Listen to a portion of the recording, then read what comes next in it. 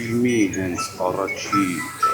օրվանից երբ ես ստացել եմ հրավերը, մինչև այս պահը եւ չգիտեմ դեռ ինչքան կշարունակի այդ պահը ինձ համար եղել է շատ դժվար, դաժան, որովհետեւ հարցեր կան, ներքին հարցեր կան, ինչպես մի անգամ արդեն ասել եմ, նմանություններ եմ գտնում, ինչ-որ աշխարհայացքներ եմ նմանեցնում ու ես էլ այդ հարցերի պատասխանները անդադման եմ գալիս, անդադ ուզում եմ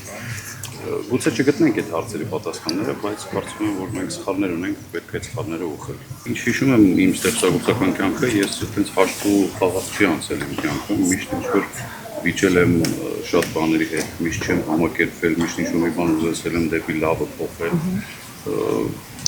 Կարծում եմ դա ինչ-որ բնավորության գիծ է, որ իմ ընտանիքից եմ շարանգել ու մինչև վերջ այդպես էլ կմնամ, ոչ թե երևի այլ հաստատ։ Շատ օրինակներ ունեմ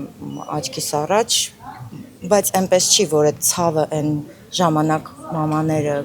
ուրիշ կերպ էին ընկալում, նույնն է, որովհետև այսօր մենք շատ ունենք այդպիսի մայրերներ,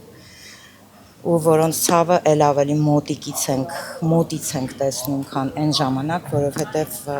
այսօր հասանելի է ամեն ինչ ու ամեն վայրկյան մեզ ֆիքսում են, նկարում են եւ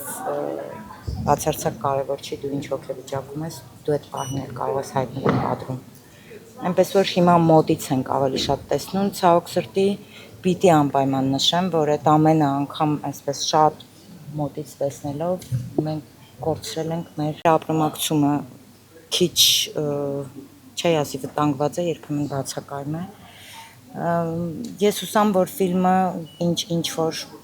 հույզեր կառաջացնի, մենք փորձենք հասկանալ ով ենք մենք, ինչի համար ենք, ինչի համար պիտի լինենք վաղը եւ արդյոք պիտի լինենք թե ոչ։ Հուսով եմ, որ հիմա վերևից նայում եմ, շատ չի բարկանում ինձ վրա, որովհետեւ ինքը չէր սիրում, երբ իր մասին կենացներ էին խմում, իր մասին երգեր էին երգում, ել չեմ խոսում, որ տեսնել որ ֆիլմ ենք նկարահանել։